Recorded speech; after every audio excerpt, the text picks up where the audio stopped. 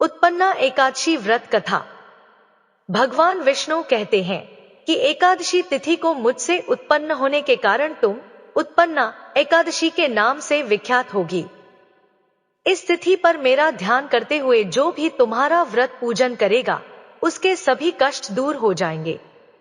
उत्पन्ना एकादशी मार्गशीर्ष मास के कृष्ण पक्ष की एकादशी तिथि को कहा जाता है।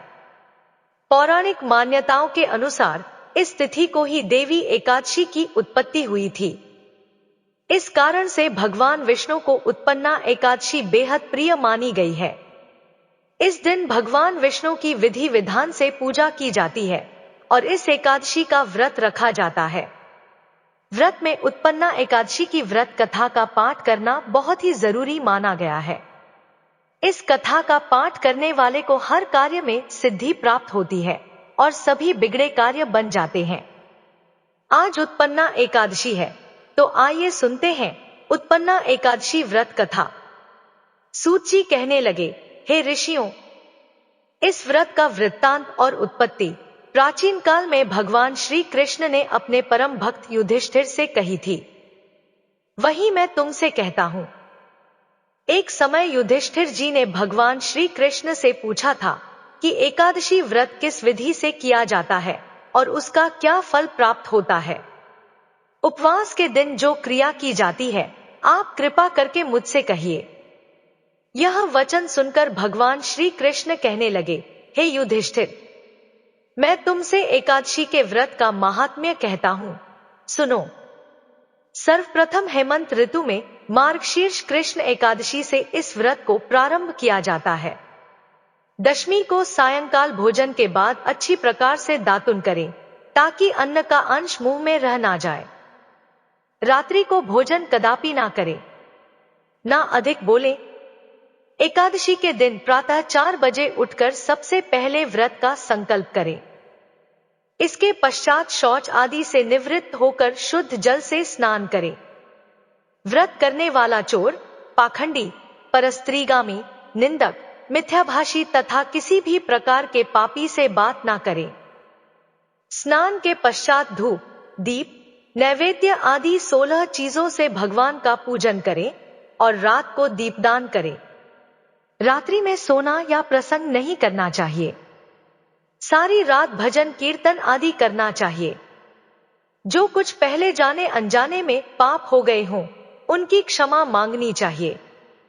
धर्मात्मा पुरुषों को कृष्ण और शुक्ल दोनों पक्षों की एकादशियों को समान समझना चाहिए।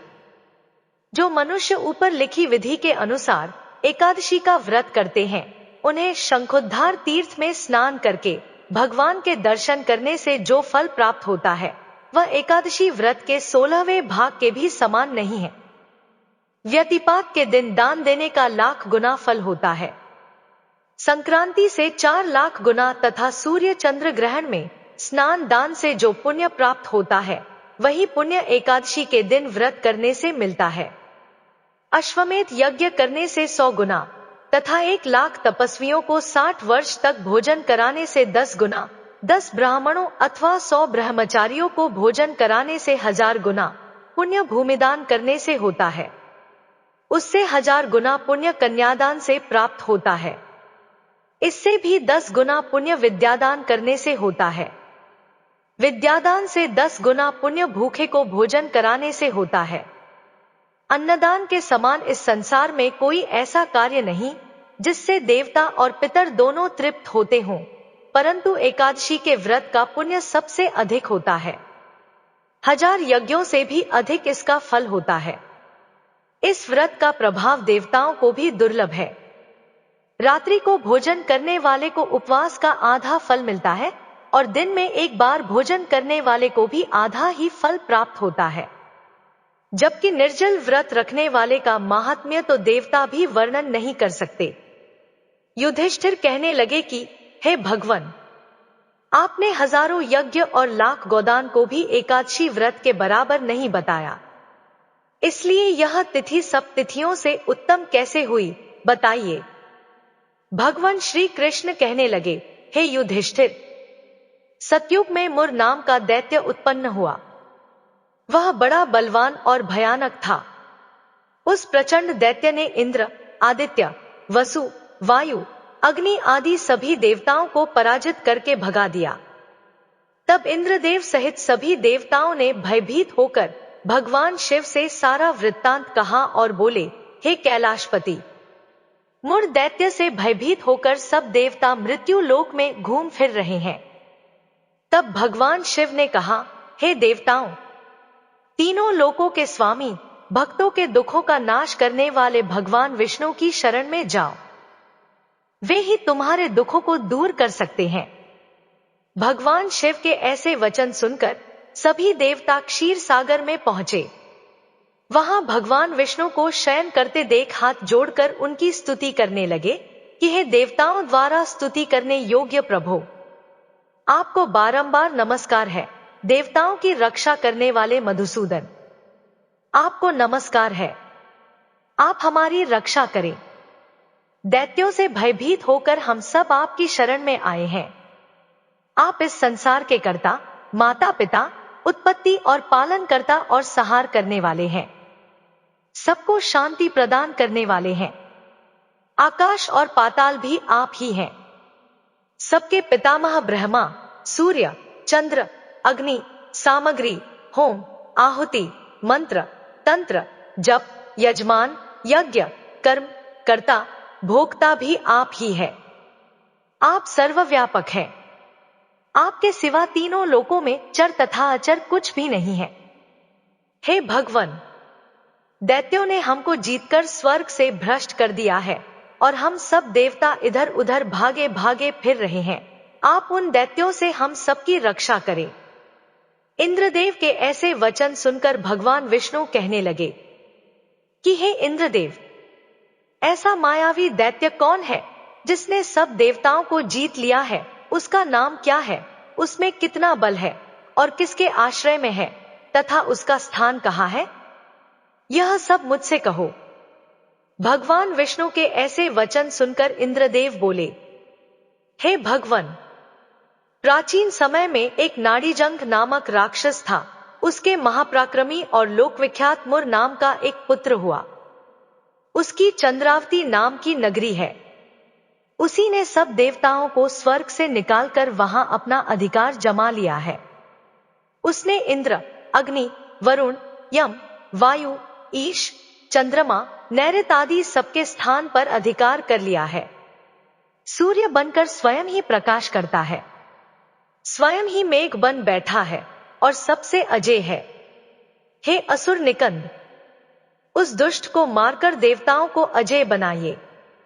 यह वचन सुनकर भगवान विष्णु ने कहा, हे देवताओं, मैं शीघ्र ही उसका संहार करूंगा। तुम चंद्रावती नगरी जाओ।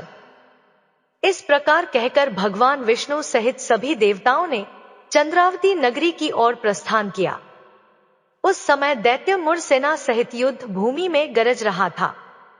उसकी भयानक गर्जना सुनकर सभी देवता भय के मारे चारों दिशाओं में भागने लगे। जब स्वयं भगवान विष्णु रणभूमि में आए तो दैत्य उन पर भी अस्त्र, शस्त्र, आयुध लेकर दौड़े। भगवान विष्णु ने उन्हें सर्प के समान अपने बाणों से बींध डाला। बहुत से दैत्य मारे गए, केवल मुर बचा रहा। वह अविचल भाव से भगवान विष्णु के साथ युद्ध करता रहा। भगवान जो भी तीक्ष्ण बाण चलाते वह उसके लिए पुष्प सिद्ध होता। उसका शरीर छिन्न भिन्न हो गया, किंतु वह लगातार युद्ध करता रहा। दोनों के बीच मल्लयुद्ध भी हुआ। 10,000 वर्ष तक उनका युद्ध चलता रहा, किंतु मुर नहीं हारा। थककर भगवान विष्णु बद्रिकाश्रम चले गए। वहां हेमवती नामक सुंदर गुफा थी। उसमें विश्राम करने के लिए भगवान विष्णु उसके अंदर प्रवेश कर गए। यह गुफा 12 योजन लंबी थी और उसका एक ही द्वार था। भगवान विष्णु वहां योग निद्रा की गोद में सो गए। मुर भी पीछे पीछे आ गया और भगवान विष्णु को सोया देखकर मारने को उद्यत हुआ। तभी भगवान विष्णु के शरीर से एक कन्या प्रकट हुई जो बड़ी ही रूपवती, सौभाग्यशालिनी तथा दिव्य अस्त्र शस्त्रों से युक्त थी। वह भगवान विष्णु तेज के अंश से उत्पन्न हुई थी। उसका बल और पराक्रम महान था। दानवराज मुर ने उस कन्या को देखा। कन्या ने युद्ध का विचार करके दानव के साथ युद्ध के लिए याचना की। युद्ध छिड़ गया। कन्या सब प्रकार की युद्धकला में निपुण थी। वह मुर नामक महान असुर उसके हुंकार मात्र से राख का ढेर हो गया।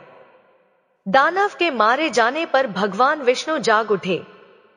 उन्होंने दानव को धरती पर पड़ा देख पूछा, मेरा यह शत्रु अत्यंत उग्र और भयावह था, किसने इसका वध किया है?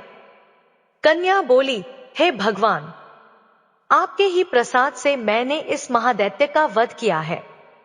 भगवान विष्णु ने कहा, हे कल्याणी, तुम्हारे इस कर्म से तीनों लोक, मुनि और देवता आनंदित हुए हैं। अतः तुम्हारे मन में जैसी रुचि हो उसके अनुसार मुझसे कोई वर मांगो। देव दुर्लभ होने पर भी वह वर मैं तुम्हें दूंगा, इसमें तनिक भी संदेह नहीं है। वह कन्या साक्षात एकादशी ही थी।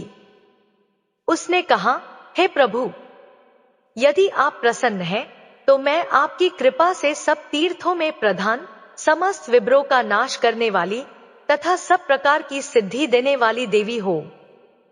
हे प्रभु, जो लोग आप में भक्ति रखते हुए मेरे दिन को उपवास करेंगे उन्हें सब प्रकार की सिद्धि प्राप्त हो। हे माधव, जो लोग उपवास, नक्त अथवा भक्ति करके मेरे व्रत का पालन करें उन्हें आप धन, धर्म और मोक्ष प्रदान कीजिए।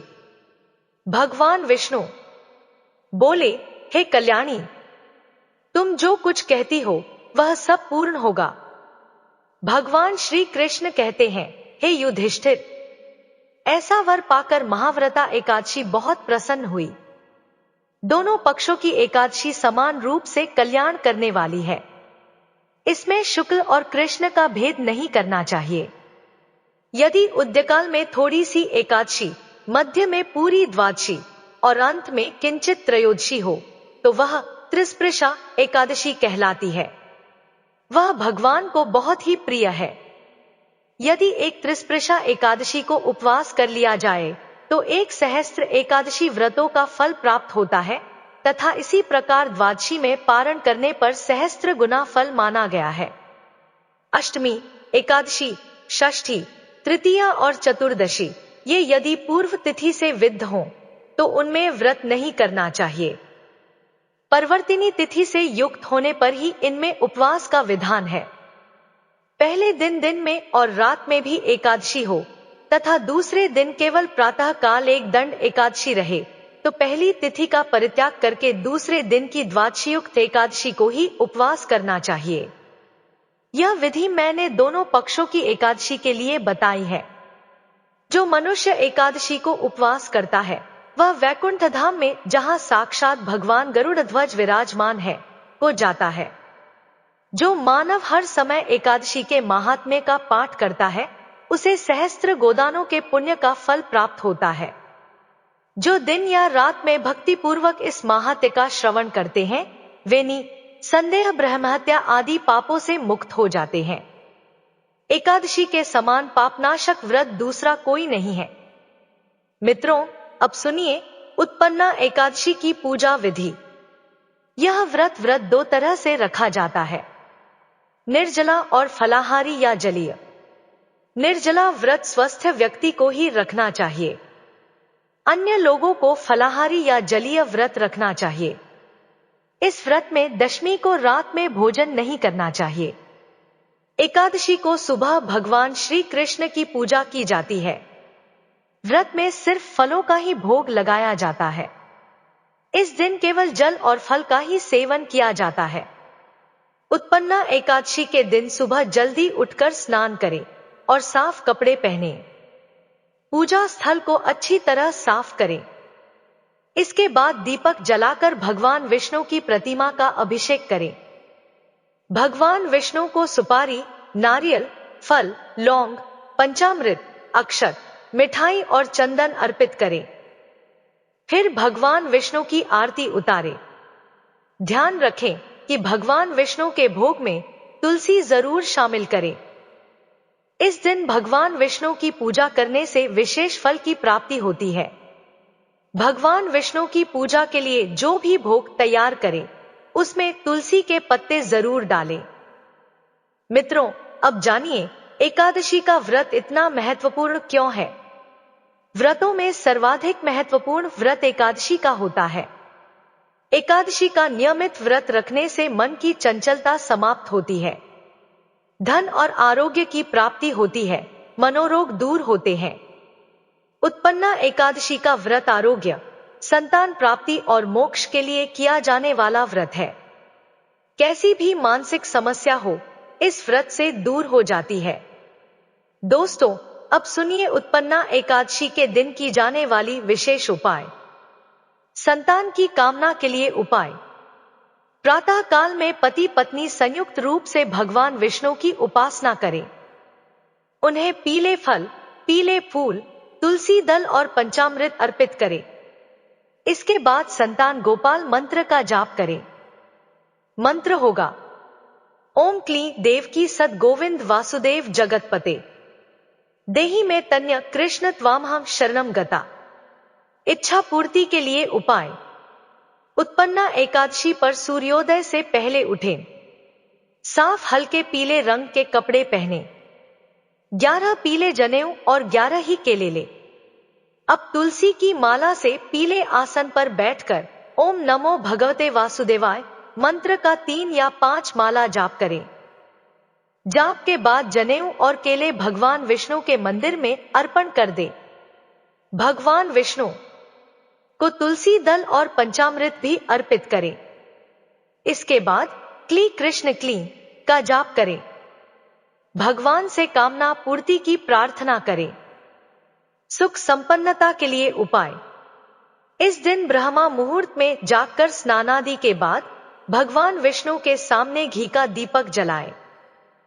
फिर भगवान को फूल, धूप, दीप और अक्षत अर्पित करें। इसके बाद भगवान का जाप करते हुए सुख संपन्नता की प्रार्थना करें। मित्रों, उम्मीद करती हूं कि आपको यह जानकारी अच्छी लगी होगी। वीडियो अच्छी लगी होगी तो लाइक करें और हमारे चैनल को सब्सक्राइब करें। धन्यवाद।